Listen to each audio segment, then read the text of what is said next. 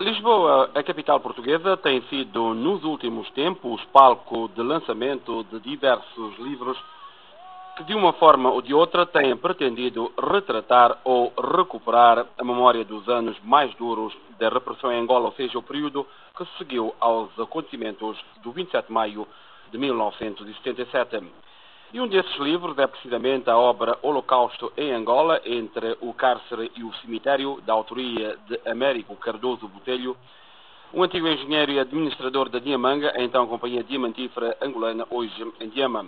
De acordo com a crítica, Holocausto em Angola, entre o cárcere e o cemitério, lançado pela editora portuguesa Vega, destaca-se das anteriores obras, versando esse controverso período da história recente de Angola, pela sua envergadura, pelo extremo rigor e pelo pormenor dos testemunhos recolhidos.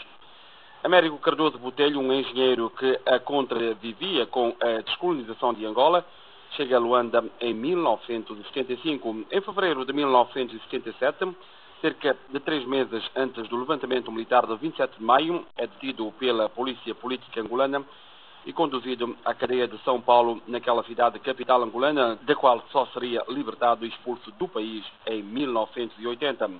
28 anos depois da sua libertação, Américo Cardoso Botelho retrata nas 611 páginas do livro a experiência vivida e o testemunho de angolanos antigos companheiros de cela sobre um dos mais negros capítulos da história recente de Angola. Américo Cardoso Botelho é, por sinal, o convidado de hoje do nosso Temas e Debates, aqui nos estúdios, o Nelson Herber.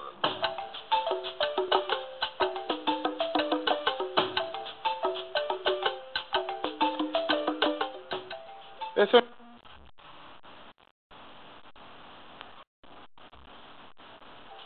Engenheiro Américo Cardoso Botelho, antes de mais, muito obrigado por ter acedido em estar aqui conosco em direto desde a capital portuguesa para uma abordagem desta sua obra.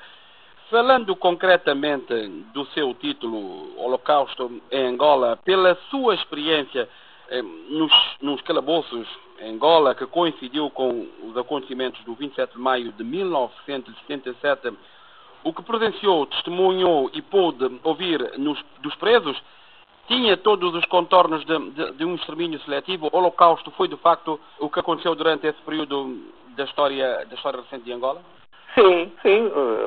Hoje fala-se em 80 a 90 mil mortos devido ao 27 de maio. Não? São números que nós não podemos comprovar, mas de que se fala na prisão, quando eu estive logo após o 27 de maio, todas aquelas noites, durante meses, 4 ou 5 meses, até outubro mais ou menos, os gritos eram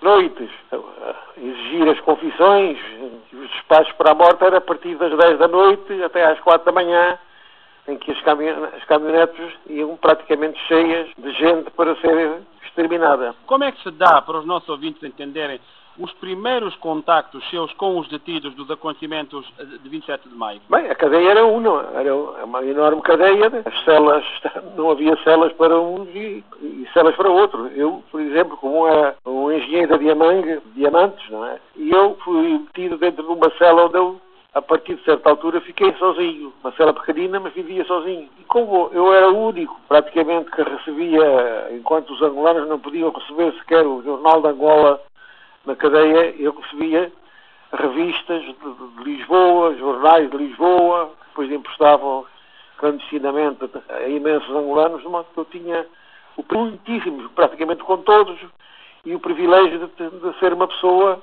estimada e em que todos tinham confiança. E assumo aqui que foi provavelmente durante esse período que inicia a recolha dos depoimentos e testemunhos que acabam, por assim dizer, dar corpo a esta obra. Como é que processou, digamos assim, na recolha dessa informação? Era proibido ter papéis, ter lápis, ter canetas. Quando eu começo a assistir à matança, após o 27 de maio, eu começo a tomar notas, mas sentia que não era possível, eu não tinha papel. Até que um dia eu não fumava, mas começo a ver os caixotes do papel, os maços de tabaco vazios. Então eu imaginei alto. Começo a verificar que era possível escrever naqueles papéis. E muitos daqueles mais amigos, nós conseguimos, utilizei quase 4 mil desses pacotes. escrevia. Depois é preciso escondê-los dentro de malas, as malas da roupa, e transportá-los cá para fora, para casa de amigos em Luanda, de famílias de outros presos de Luanda, e daí vieram para a Europa. Para Lisboa e para Paris, porque nós também tínhamos casa em Paris. E não foi necessário uma segunda viagem a Angola para recolher esse material? Nem era possível. Eu, quando tive alta na cadeia, fui expulso. Não podia voltar lá. Uma das críticas ou observações que se faz à obra prende-se ao facto de ela conter algumas imprecisões, segundo alguns críticos, em termos de nomes e individualidades ou identidades dos detidos. Os nomes que eu escrevi na obra são verdadeiros, porque no fundo o meu hábito falava com a pessoa, com uma, duas ou três, para ter a certeza se era verdade, se não era verdade, e dizia o meu nome, eu escrevia o nome porque as pessoas eram conhecidas. É óbvio que das experiências descritas na obra e algumas vividas in loco por si, acabam por deixar que, diríamos nós, indeléveis. Haverá, porventura, algumas dessa vivência que ainda hoje o persegue na memória dos casos? Lembro daquele caso terrível, logo após o 27 de maio, desde o dia 2 dias depois, ou um dia depois, em que um capitão comanda eram cerca de 20 ou 30 prisioneiros que eram condenados à morte e iam para uma distância junto ao mar para ser fuzilados. Escrever pelo telefone seria fazer perder muito tempo. Portanto, da véspera também de eu me vir embora, no dia 5 ou 6 de agosto de 1980, descrevo também outra desgraça, quer dizer, 15 angolanos que não tinham cometido crime nenhum, mas como os consideravam da UNITA, condenaram-nos à morte, o que é terrível e que está na minha memória, que me custa muitas vezes, eu era muito amigo também deles, porque eram connosco muitos meses, saíram completamente nus, apenas com uma cueca que diziam que era uma cubana, com uns 10 centímetros para cobrir o sexo. O resto saíam das suas habitações, dentro da cadeia de São Paulo, que eram diferentes, a cadeia é muito grande, e lá vinham descalços, nus, e se pôs toda a gente a chorarem. E dos sobreviventes, têm contacto com algum? Tenho. Alguns que vêm em Lisboa visitam-me. Em algum momento receou que a mesma sorte dada a muitos dos detidos, ou seja, o julgamento sumário e fuzilamento, pudesse ser igualmente a sua sorte? Bem, estavam de certo modo tranquilo porque só tinham matado ou morrido, não se sabe o que aconteceu, um português. Conhecia-se que havia outros do sul da Angola que tinham morrido, um em São Nicolau, mas não tive a certeza, nem tive o nome deles, apenas constava isso. E para além dos detidos angolanos no âmbito dos acontecimentos de 27 de maio, a obra faz igualmente referência a detidos estrangeiros. Tem números e de que nacionalidade seriam? O mais grave, os da África do Sul. Os da África do Sul foram tratados como animais. O sofrimento foi tal que eu penso que não saiu nenhum de Angola, pelo menos que eu saiba, vivo. O que leva, na sua opinião, um pouco mais de 3 décadas sobre os acontecimentos de maio de 77 em Angola, que esta questão, os acontecimentos do 27 de maio continuem a ser, em certa medida, um assunto tabu que não é debatido de forma aberta? Ninguém tem coragem.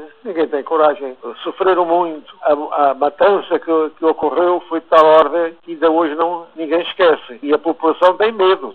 Os estrangeiros foram todos, como sabe, na melhor das hipóteses, foram expulsos. Foi o que aconteceu aos portugueses. Portugueses e outros estrangeiros que eu faço referência. Não é? Eu, por exemplo, em relação aos americanos e aos ingleses, a minha impressão, eu ajudava-os sempre que podia. Consegui passar cartas deles para as famílias. Quando fui libertado, fui à América, fui a Sacramento, falar com as famílias, dando notícias. Mas, pessoalmente, eu pensava que aqueles prisioneiros não sairiam vivos de Angola, que tal era o sofrimento. Depois da sua libertação, jamais regressou a Angola e nem pensa um dia regressar? Não, nunca penso mais lá ir. Seria um risco muito grande. Falemos de um outro verso desse processo do caso 27 de maio, os protagonistas dos acontecimentos. Na sua percepção, que móvel os movia a levarem adiante o golpe militar? Falava-se disso também no seio dos presos em São Paulo? No fundo, entendiam que Agostinho Neto não era capaz de governar o país. Fundamentalmente era isso. Era uma luta entre as forças do MPLA, assim a tiro.